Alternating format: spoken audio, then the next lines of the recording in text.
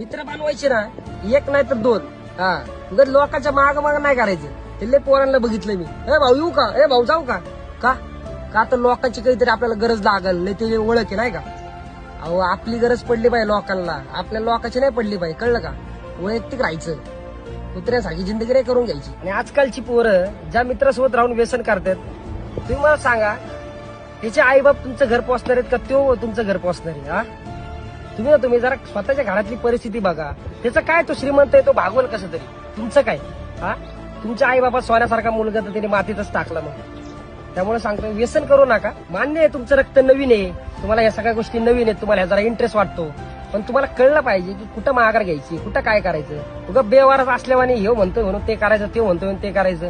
अहो तुमच्या आई बापाने तुम्हाला पोचले हो, त्या पोरांनी नाही. त्यामुळं स्वतःला पटतंय ते करा आणि जे बरोबर आहे तेच करा. लय पोराचं म्हणणं असतं की आपल्याला याच्यात भांडणात जावंच लागल, आपली भांडणं झाल्यावर पण होईल.